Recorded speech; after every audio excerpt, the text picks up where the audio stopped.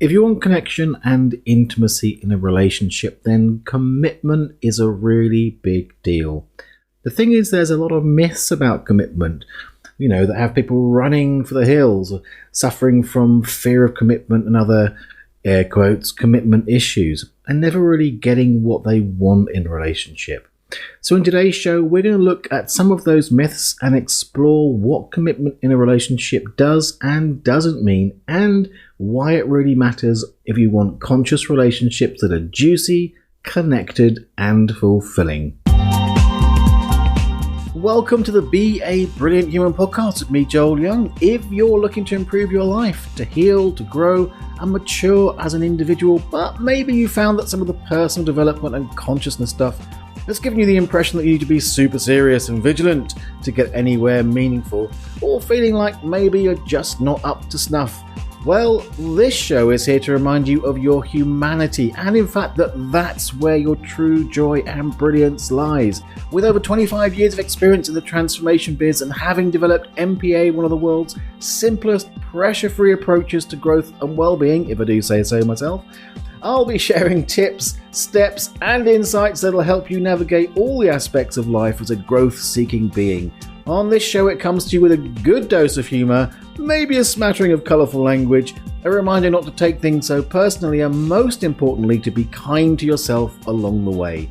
Make sure you hit that follow button, and let's get into it.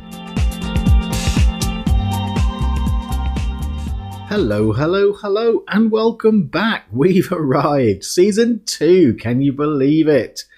I had a little bit of a break. It was nice just to sort of have space on a Tuesday. Though I do love doing the podcast, don't worry. Which means we're at Season 2, Episode 101. Yes, it's not Season 2, Episode 1. I've just kept the episodes continuous, but it seems I've decided that unlike Netflix and the like, my seasons are going to be 100 episodes. Because that's how I roll, baby. So what's going to be in store in Season 2? Well, we're going to keep going in the wonderful way that we are. A couple of new things. I want to do more interviews in this set of 100. So I'm going to be looking for really interesting people to bring in and share their perspectives, have a chat with me so we can sort of bring some other ideas onto the show. You may have noticed, if you've seen this on social media, I put a bit of spit and polish on the graphics, so we got some updated graphics. And I've just done a new intro. My apologies to Kim. Sorry, Kim, you were so last season. And there's a new outro if you listen to the end. Goodbye to the moo. But there we go. Times roll on, my friends. So there we go. So if you're brand new, you're probably going, what the hell, I didn't listen to any of Season 1. Well, what the good news is, there's 100 episodes to play with, to listen to binge watch instead of Netflix. A season you can really get your teeth into.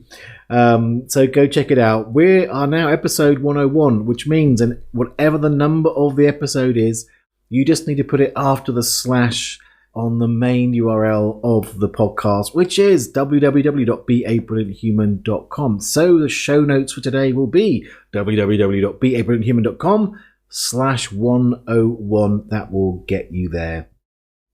So to kick off Season 2, it seemed rather nice and circular to me, because in Episode 1, the first ever episode, it's called My Commitment to Imperfection. And if you don't know the story of that, I had thought about doing a podcast for a long time and hadn't actually got down and to actually do it. And then I went on a podcast creation course, and at lunchtime, James, who was running the course, said, your task at lunchtime is to drop the perfection and just open the mic, record and upload it, which is exactly what I did.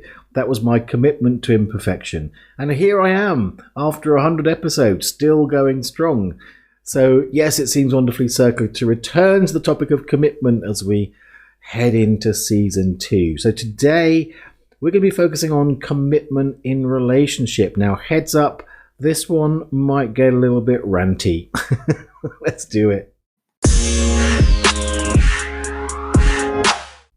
Commitment. Well, here's the thing. People are often afraid to commit, especially when it comes to relationship.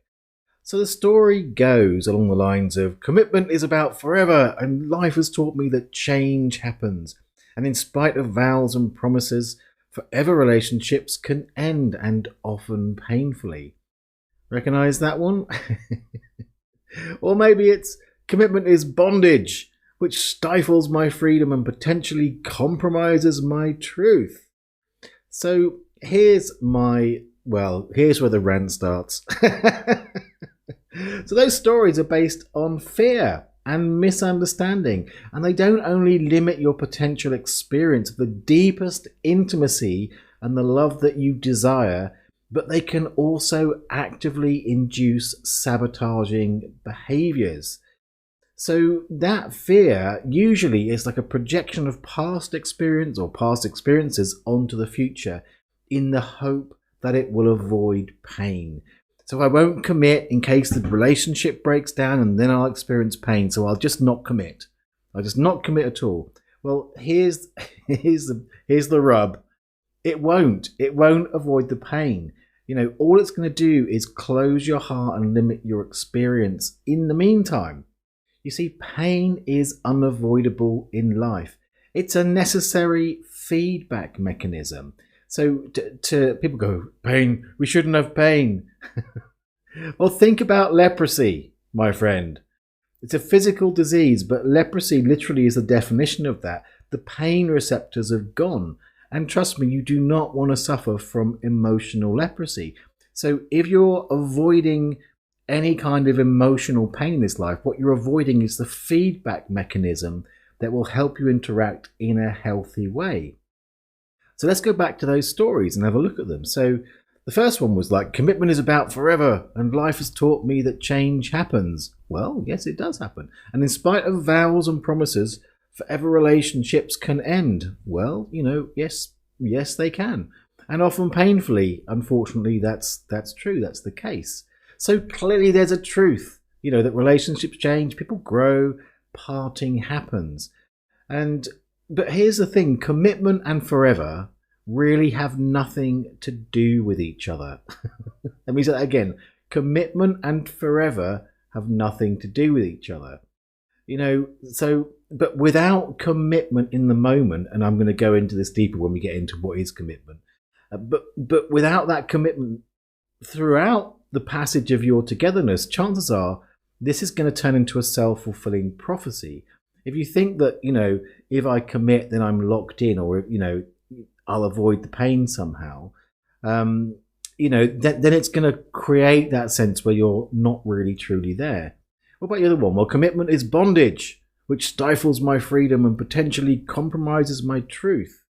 Well, let's have a look at that. Commitment is bondage. So commitment gets the blame. Bondage, it's because of the commitment. My freedom stifled because of commitment. My truth is compromised because of commitment. So I'm gonna say that, in my opinion, that's very misplaced blame, because again, bondage, stifling of freedom, and compromising of truth, they have little to do with commitment to a relationship in its true form. Now, here's where the confusion comes, because most likely it's a twisted form of commitment. So like codependency is it's not true, pure commitment. There are needs and fears all rolled into this idea of it being commitment. It's a different thing. Or duty over truth. I'm staying together for the kids is a classic thing. Well, there's a difference between true congruence in that and it being a duty. You're saying it's because of my commitment. Well, you're really committed to the duty over a higher truth. So this is the question we're going to be asking, and certainly next week I'm going to go into what are you actually committed to as we look at that. So in a sense, it's possible to commit to things that create bondage and compromise, as I'm going to get into much more next week. But again, this is very different to what the story implies. The story that commitment is bondage, which stifles my freedom and potentially compromises my truth, implies that relational commitment causes those limitations. So really, to understand that, it will probably help if we have a look at, at the fundamental misunderstanding I'd like to share with you from my perspective as ever on what the true nature of commitment in relationship is. So what's the misunderstanding? Well, I would say that the misunderstanding is what is the true nature of commitment. And this is key. So, big reveal time. Commitment's true nature is presence. It's, are you present? So in terms of relationship, it means being there fully with your lover. However long you're with them, being there fully. It means that choosing them and choosing you are in alignment. You're there and you're committed to being there fully with them. That's what commitment looks like. So, but that's different to some of the skewed ideas of commitment, where you're committing to an idea of a relationship, or well, if I'm at the house, if I'm living with this person, if I'm doing the things that we do, the doingness of relationship, then I'm committed. But that's not what I'm talking about. Commitment is true presence. So having your eyes elsewhere, my friend, is not presence. If you've got your eye out or your energetic door open, should someone better come along, this is not presence. That's not what I'm talking about. If you're having background text conversations, the nature and tone of which you wouldn't share with your partner, this is not presence. So being present and committed to your relationship is not just about showing up, sleeping with them, being in the same house with them, and all those things. I'm talking about being present to the relationship. So, these are states of non-presence. I think I've just described as states of non-presence. You are not there. In fact, if you look at it, what that means is if you're committed to the idea of a relationship, but you're not really committed to the relationship, your eyes are out elsewhere and you're doing all that stuff, you're actually trapped. You've trapped yourself. All those ideas of, this commitment traps me stuff, that's what you've done by being half present or not fully present in that relationship. You're trapped in this half-hearted, half-self experience and not really getting what it is that you're looking for. And here's the thing, and this is where I'm going to get a bit ranty, I guess, because he coughs, because I've had experience of this being on the end of it. But if you stay with someone when you intentionally long for or keep your doors open to something other than them, it's simply dishonest. It dishonors you and it dishonors them. And just to be clear, I'm not suggesting that, you leave every lover that doesn't fit every whim or fully embody the qualities that you have on your list of what you want from a partner. That's not what I'm talking about. I'm talking about being present there. And, well, I guess my little rant there was like, if you're intentionally, this isn't the right person for you. And by the way, to put a caveat on that, I'm not saying there can't be casual relationships where both of you understand that. That's a very different thing. But if you're telling your partner, oh, yes, I'm in there for you all the time, and in the meantime, you've got your eyes looking elsewhere, you're being a dick. Told you I'd be ranty today. So, and here's the thing. If you're actually willing to focus on going back to that list, because people often have lists for their ideal lover, and again, I'm not intrinsically saying that's a wrong thing, but if you consciously focus on those qualities in your lover and you actually take the time and commitment and presence to nurture them, you are present to those things, most people have the capacity to grow more fully into them. You know what? And if you are committed to it and it doesn't happen, then you've got the way to honestly communicate what's happening. And there's always the choice to move on and grow. So I want to be really clear about that. And here's the thing, when you focus on how commitment is bondage and it traps me, and that tends to be a self-fulfilling prophecy, when you focus on those aspects, and you kind of really work more and more to focus on the things that you would like to grow within them, you actually start giving yourself the feelings that are the basis of what you want. And with it comes the very relationship you desire. Now, again, I'm going to caveat this with, watch out for toxic behavior in a potential partner. And it's not about, oh, I have to fix myself in order for this to work. This is just about doing the work of commitment. And what I'm talking about there is sometimes we think, I want him to take out the bins. Well, it's about saying, well, what is that maybe that shows me love. So really I want to experience feeling loved. So you can shift your focus to where he, in this example, shows love already. Do things that encourage that and nurture that and grow that. And that way you're doing your part within the relationship to grow the things that you want.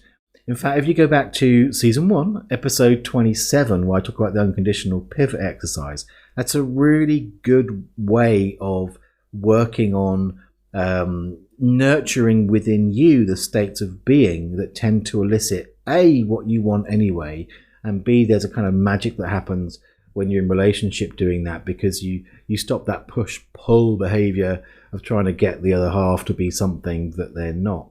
But again, by the way, episode 27, you can download the Unconditional Pivot exercise. If you go there, just click on the button. It'll be www.beablehuman.com/27 to get there. Click the button that says download the process. You can download that and have a play with it if that sort of speaks to you there. But that whole process, that requires presence. That requires commitment. But, if, to use a very unsubtle example, you're fantasizing with the intention about a blue-eyed lover and your current partner has brown eyes. If blue eyes is on your list of what you need from a relationship and your partner has brown eyes, they can never be that. So what are you doing there? If that really matters to you. Now, again, I'm not talking about, we will have our private inner life and fantasies and those kind of things, but and you have to decide for yourself what takes you away from presence in that and what doesn't. But it's like, if there's something that you genuinely want that you can't get from your partner just because they haven't got blue eyes, they haven't got larger appendages than you would like, it's like they can't do anything about that for the most part. They might not want to if it's anatomically, medically possible, but it's like they're not the person. So you have to ask yourself, A, what's your commitment to? We'll talk about that next week. And B, what are you doing there? Because if that really genuinely matters, and a lot of the time I think a bit of investigation on that level of stuff might show that it's not really what you're looking for. Some emotional need might be more true. I don't know. It's for you to investigate that. But if that's the case, you can work with the emotional stuff, but stuff that people just can't be, and in relationship you'll find there's some behavioral traits maybe that people just can't be. That's kind of your signal. So really what I'm trying to say here is if there's something you want and you truly believe that your current lover can never be that, don't be a self-serving asshole. Don't be a coward. It's time to speak your truth. God, I'm really ranting today. Speak your truth and let them have the freedom to choose if they're willing to dance in the fill-in position while you wait for your ideal mate who is not them. And while you play the options game in the meantime. This is not presence. This is not commitment. But again, as I went back with casual relationship, if you're honest about this stuff, you can let them decide if it serves them to enjoy their time with you for now, which for some people it might. Yeah, sure, I know we're not right for each other eventually, but until you find someone or I find someone, let's have some fun. Okay, all adults, if that's what you want to do, if that works for you and your partner, it's keeping it in secret at the issue. So if you speak to them about it, then at least, honestly, in that situation, you can at least have some genuine presence or genuine commitment in the time that you have. At least you know and agree what you're committing to.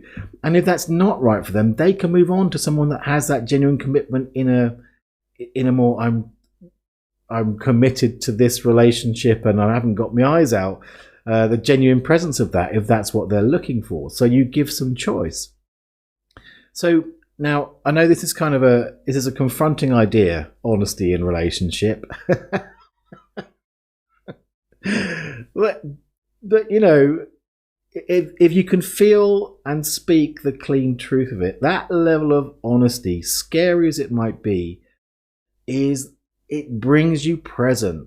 It's the truth that you think is scary, you can't have based on commitment. That's commitment. and whether it's this sort of faux story of I don't want to hurt them, which is, let's face it, bullshit self-protection. I'm really ranting. I'm just laughing at myself. But it is, I don't want to hurt them. No, you're just shying away from telling the truth because of, they might go, well, that doesn't work for me. Then you'll lose them and the things you get from them. Come on, people. So, so the question you have to ask yourself in this kind of situation, I know it's scary and it's risky, but that's the nature. But if you really want those deep, intimate, juicy, fulfilling relationships, you're going to have to ask yourself, who do you want to be? Because who you are being, ultimately, when it comes to relationships that come and go, is the attractor factor. Any future person that comes along, whatever color their eyes, whatever romantic dream you have of them, when the romantic phase, because people often hop from relationship to relationship because of the romantic phase where, hormones are kicking off, it's exciting, but at the end of the day, when that passes, there's just another human being that you get to live with all of your projections, regardless. So commitment, who are you being? Because commitment does not bind you forever. What does it do after what we've said? Commitment actually aligns you with yourself fully now. That's where the honesty comes in. That's where the integrity of saying, this is the truth of here. That is a commitment to the relationship. It's not, in some senses, you could say it's not really about you and them. It really is committing to the relationship. The relationship deserves that truth. And, in a way, commitment doesn't stifle your freedom. It aligns you with it. So think about that. It aligns you with it. What I've been talking about is when you're really honest, when you're committed to the truth of a relationship, the freedom is that we all know where we stand in this relationship. That means I'm choosing you now and you're choosing me now. And we're committed to that choice while it's here. And if something changes, the commitment to the relationship is to bring that to it, scary as that may be, and then see where it takes you. So in a way, commitment doesn't compromise your truth. Actually, what I'm saying to you is, and this is probably why it's so scary, commitment demands it. Commitment demands your truth. So this is why I'm kind of calling bullshit on the I don't want to hurt them stuff, right? It's scary. I understand that. But again, if you want the big, juicy, wonderful, conscious relationship where you are free, you're free, you know that you are choosing this in your wholeness, in your truth, that's going to demand that commitment is going to demand your truth. In fact, commitment in that way, it really creates a container, in which the relationship's fullest expression and its deepest purpose can be explored. It creates a container that transcends that fickle romance, can carry you, deeper into experiences of love. And, it's through that full presence that each relationship can absolutely thrive, however long it lasts, right? Be present while it's there. Now, I don't know, maybe you've read between the lines here and sort of realized that commitment in any relational situation is founded on a commitment to yourself. It's really about commitment to who you wish to be. So commitment to love, commitment to integrity, commitment to raw honesty with yourself and others is really about who are you? Who do you want to be in this world? Who do you want to be in relationship? Eyes out the door, pretending you're in this relationship, or the person that is committed to truth, committed to the relationship, committed to integrity and honesty? So I have to say that it's kind of a big ask. I mean, given the cultural and societal norms that we have, there's deep undercurrents of pressures to sort of stay in relationship regardless. There's so much pressure to not tell the truth. There's so much pressure on society to not tell the truth to your partner, which makes us absolutely terrified of it. And, it's, however you choose to make the journey, it's actually quite unexplored territory. in the landscape of human consciousness anyway. But really, if you go for it, my proposition to you, my friend, I kind of lost my train of thought there because of my rant. I'm saying if you go for it, you're going to reap the rewards. So it's a journey. If you choose to go on it, that certainly has its challenges, and really, if it's something, if you've been someone who's had commitment issues before and you're like, I get it, Joel, but it's going to be hard, get some help along the way. And of course, if you'd like me to be that help for you, then you go to the website, joelyoungmpa.com/sessions.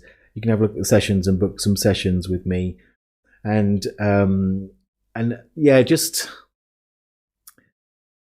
that's weird. Okay, this is me speaking in the moment, right? It's like, on one hand, I'm feeling like, did I over rant that? But I don't think I did. You let me know if you're like, Joel, God, that's it. Season 2 is a bit harsh.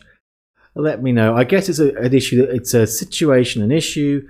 It's a topic that I'm really, really passionate about. And I've got to confess, for many years I didn't have this down. Certainly in my younger life, had my eyes out the door, all that kind of stuff. But I guess my wizened old self, fortunately now I'm in a relationship where I'm ready.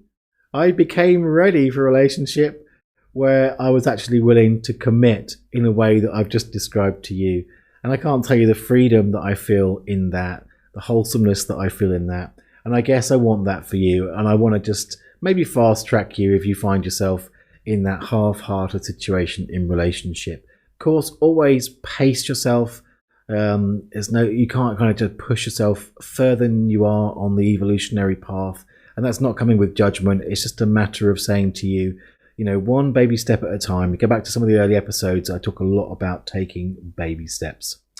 All right, I think that's it. So next week, as I said, we're going to get a little deeper into this, beyond the relationship realm. I'll be asking you, what are you committed to? So we can understand a bit more the power of commitment. So I will see you then. Thanks so much for listening. If you've enjoyed this show, I'd love you to do me a solid and tell someone about it. They can find us on Spotify, Apple, Google Podcasts, and most other podcast platforms. Plus, if you visit the website, www.babrillianthuman.com, you can share the show notes to social media and make my day. Also, make sure you hit that follow button, and if you haven't yet downloaded the MPA process sheet, head on over to joelyoungmpa.com and get your free copy today. Big love, and see you next time.